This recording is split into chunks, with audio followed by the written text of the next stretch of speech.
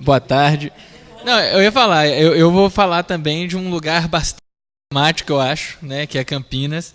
E falar assim, não falar de Campinas, mas a partir da experiência de Campinas, que com certeza é um lugar muito caro e muito especial para todo mundo que constrói a luta antimanicomial, a reforma psiquiátrica no país inteiro, né, e certamente no estado de São Paulo. Assim, muito rapidamente, então, já que eu estou falando de Campinas, não posso deixar de falar, né, Campinas é uma cidade que tem uma rede extremamente vigorosa, né? Nós temos 11 CAPS 3, numa cidade com 1 milhão e 100 mil habitantes, seria o equivalente a São Paulo com seus 11 milhões ter 110.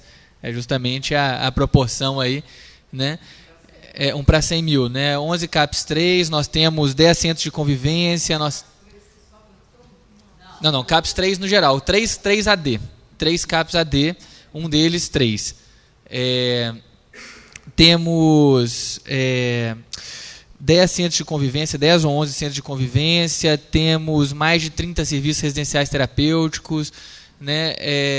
Temos um núcleo de oficinas de trabalho lá ligado ao Cândido Ferreira, que tem 33 empreendimentos, e temos mais uns 20 empreendimentos nos diversos centros de convivência. Então, a questão da economia solidária, da reabilitação psicossocial através do trabalho, uma coisa extremamente presente na vida da cidade de Campinas, né? Uma coisa importante. E temos o Cândido Ferreira, que é enfim, um espaço extremamente complexo dentro da estrutura da reforma psiquiátrica de Campinas, por ser o espaço a partir do qual a reforma acontece, e ser um espaço onde também a gente vivencia vários problemas e a persistência de certos modelos, de certas questões dentro da estrutura da saúde mental de Campinas, né? Além do fato do Cândido Ferreira ter sido o instrumento a partir do qual a reforma psiquiátrica se organizou em Campinas. Então, os CAPs de Campinas, por exemplo, são todos eles geridos pelo Cândido Ferreira, né? 100% deles são CAPs geridos pelo Cândido Ferreira, num convênio, agora. Recente, isso tem um ano e meio. Antes eram 3 CAPs prefeitura, e o resto dos CAPs eram os CAPs Cândido, né? Que a gente inclusive tem uma divisão histórica, né, entre essas duas redes de serviços, com propostas terapêuticas, vamos dizer, ou de abordagem e divisão da saúde mental diferentes entre cada um deles. Não preciso ficar falando isso aqui, eu estou falando de um lugar que é muito caro para muita gente, né? E quem conhece sabe do que eu estou falando. Pois é, o Cândido, eu não sei exatamente quantos leitos tem no Cândido. Tem leito psiquiátrico, o Cândido tem internação de longa duração, tem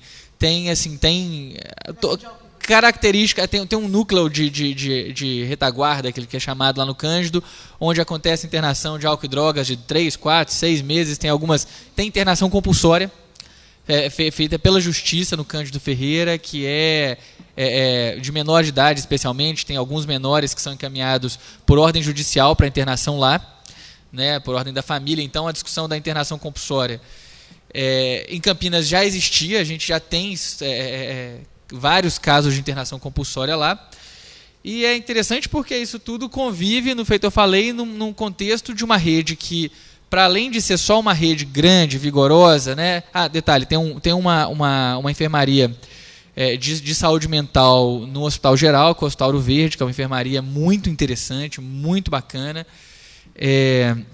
sem dúvida, modelo para vários serviços, eu acho, hoje.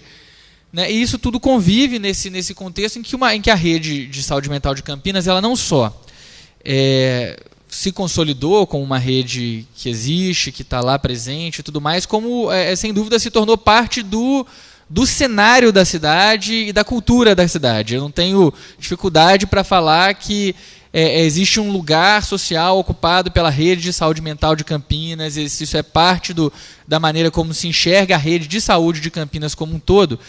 E sem dúvida nenhuma, as gestões petistas, né, tiveram um papel extremamente importante no estabelecimento desse formato, desse modelo, né, nos 2 momentos em que o PT esteve à frente na prefeitura, e no momento também que estivemos coligados, né, participando da gestão do PDT, do Hélio lá, o Partido dos Trabalhadores teve um papel muito importante, né, militantes petistas, na consolidação, na estruturação dessa rede. Hoje eu não tenho dúvida também de que quem sustenta essa rede é justamente vamos dizer, os frutos da construção de uma cultura e de uma ética do trabalhador da saúde mental de Campinas. Né, acho que muitos puderam acompanhar o momento recente que a gente vive em Campinas, uma gestão tucana na prática, né, ou vamos dizer assim, ela é um PSB com vice do PSDB, com uma identidade tucana, todo um sentido simbólico lá para a cidade também, né, da volta dos tucanos para a cidade. E isso não associado à saída dos tucanos aqui de São Paulo, né, transformou Campinas no principal pouso para o Alckmin hoje, fora na verdade no estado. A gente tem recebido visitas semanais do Alckmin na cidade, semanais, coisa que nunca aconteceu. Campinas e Santos, né?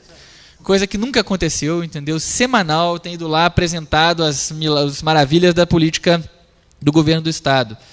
E isso tem produzido, é interessante, hoje eu não tenho dificuldade para falar, o principal foco oposicionista ao governo Jonas Donizete do PSB é a luta antimanicomial e a reforma psiquiátrica de Campinas. É o principal. Os maiores atos de contraposição a uma política proposta pela Prefeitura em parceria com o Estado, feitos no município até agora, foi a luta antimanicomial que fez. A primeira vaia do prefeito, a primeira vaia do Alckmin que aconteceu na cidade foi no dia que o Alckmin foi anunciar a instalação do Cratod em Campinas e a política de internação compulsória em Campinas. E essa resistência, ela se dá de forma tão vigorosa, tão viva, a meu ver, pelo legado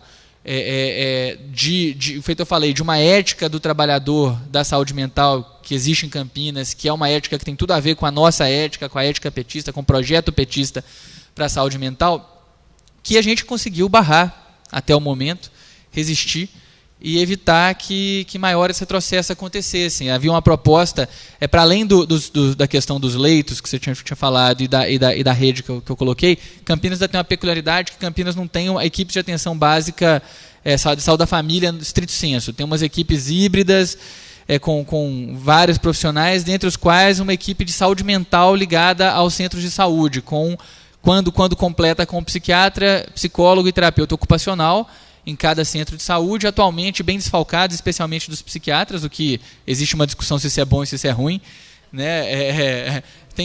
Honestamente, tem sido bom em vários contextos, tem sido um instrumento, a ausência do psiquiatra tem ajudado a gente a desmedicalizar, o psiquiatra, dependendo do contexto, operava numa lógica medicalizante para a população, mas os terapeutas ocupacionais e psicólogos, particularmente, têm um papel muito importante, muito interessante, e, por exemplo, o que estava se propondo era, na renovação do convênio com Cândido Ferreira, reduzir drasticamente o contingente de trabalhadores dos CAPs, da rede de saúde mental como um todo, e tirar os profissionais de saúde mental da atenção básica, né? E isso foi um processo que essa rede conseguiu, com sua mobilização, com articulação em diversos âmbitos, conter, e a gente acabou renovando o convênio agora com Cândido Ferreira sem modificações, o que é visto como uma vitória muito grande para a luta antimanicomial em Campinas.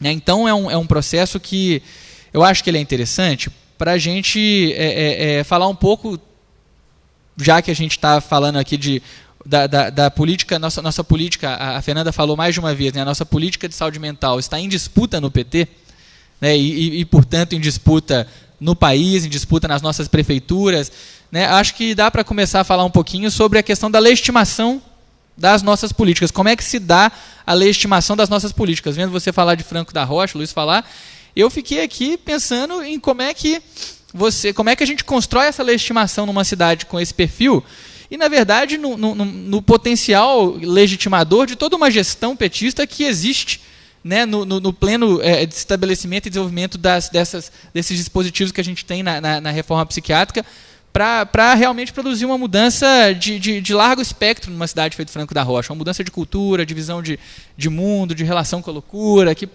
eu acho que pode acontecer, lógico, é muito difícil por questões até estruturais, de recursos e tal, mas com apoio afetivo do Ministério, quem sabe, né? E quem sabe?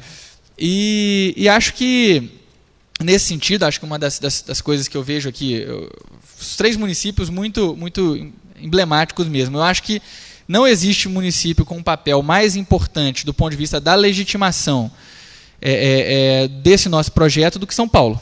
Né? Eu acho que se tem uma das missões que a gente tem para fazer na nossa gestão petista aqui de São Paulo é a de oferecer um modelo alternativo ao modelo que foi construído pelos tucanos aqui na cidade. Se a gente não conseguir cumprir essa missão ao longo desses 4 anos.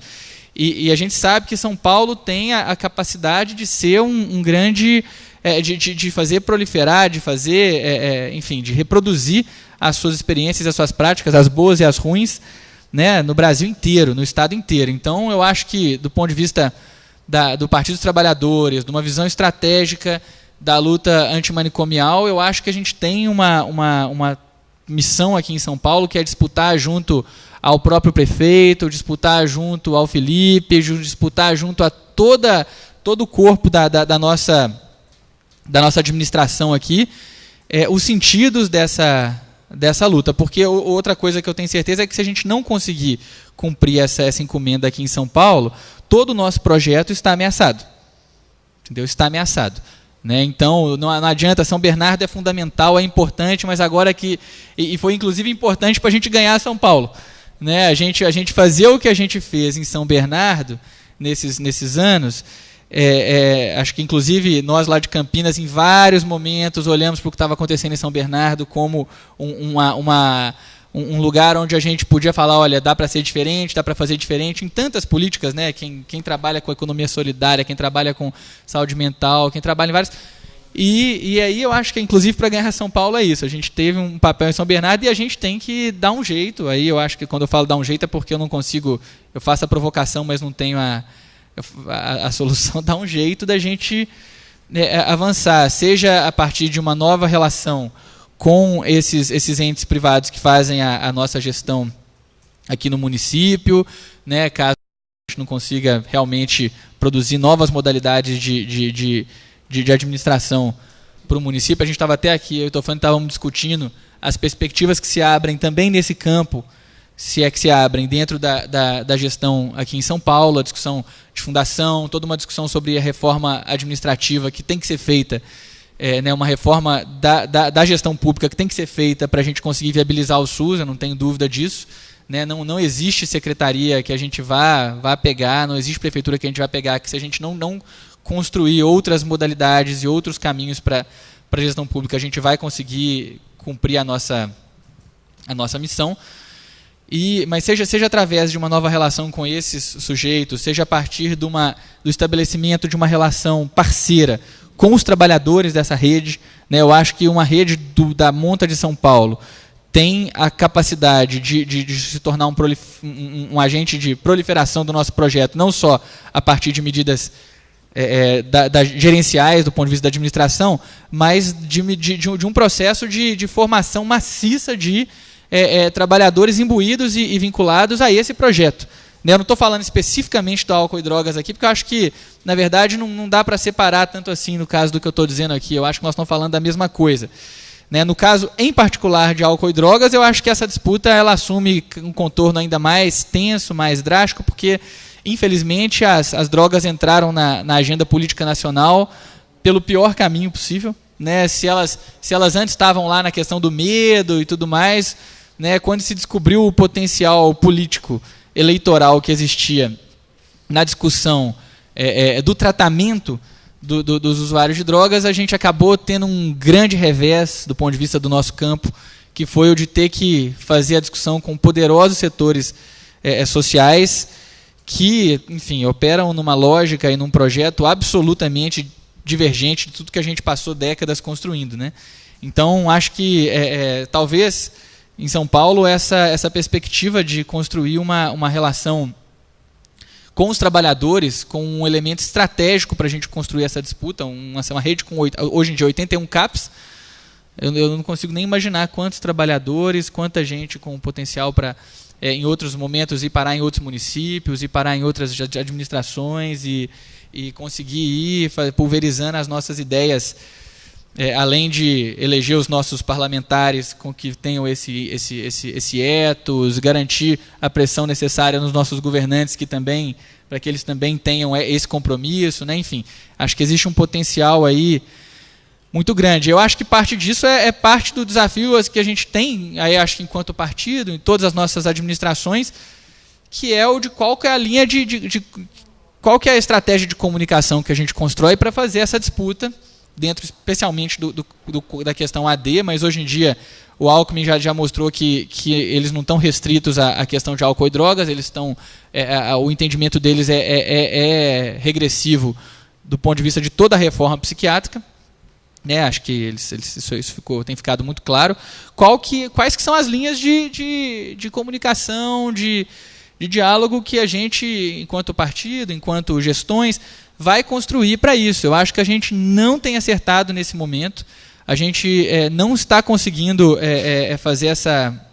fazer essa disputa no cotidiano. Em Campinas, a gente partiu para uma estratégia de produzir muito ativismo, de produzir muito evento público, de dar muita visibilidade. Nós conseguimos estar presentes na mídia, na grande mídia lá de Campinas, então nos grandes jornais, na TV local, e colocar na pauta da cidade a discussão da droga. E olha que a gente tem vereador lá, por exemplo, que é vice-presidente da Federação Brasileira de Comunidades Terapêuticas. Tá? Então nossa briga lá é uma briga muito... o Padre Haroldo é o presidente, mas está velhinho, já não faz mais nada, e o Rossini, do PV, é o vice-presidente, é o cabeça do negócio todo, entendeu? Então a gente tem uma disputa lá que é feita, vamos dizer, em alto nível, porque eles têm um projeto absolutamente claro, estruturado, e fazem essa mesma disputa com muito ativismo também, né?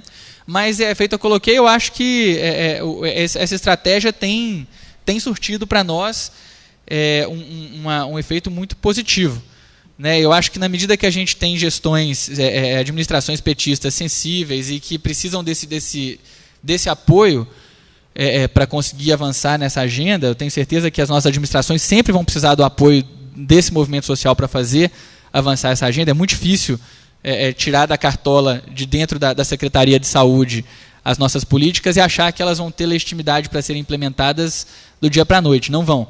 Né? Então eu acho que essa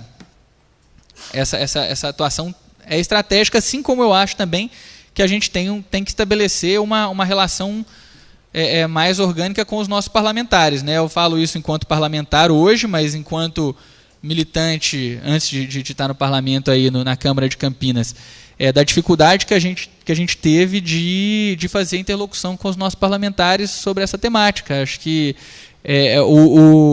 nos locais onde a gente tem administração, acho que a gente tem novamente armas relevantes para poder dialogar. Acho que especialmente no âmbito municipal é mais fácil do que no âmbito federal, lá com a Fernanda, com o Tica, onde os parlamentares já estão envolvidos com certas agendas de forma muito mais complexa, mas onde a gente tem as nossas administrações municipais. Eu acho que a gente tem um campo amplo para produzir aliança com os vereadores. Não é à toa que a gente no setorial pretende fazer um encontro com vereadores petistas do estado inteiro, para tratar não só da luta antimanicomial, mas de diversas outras agendas do SUS.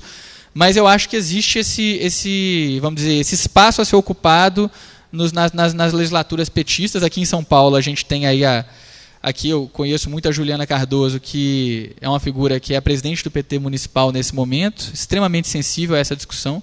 Né? Acho que tem um campo de parceria, me parece, eu espero que haja um campo de parceria muito grande para construir com ela e com outros parlamentares.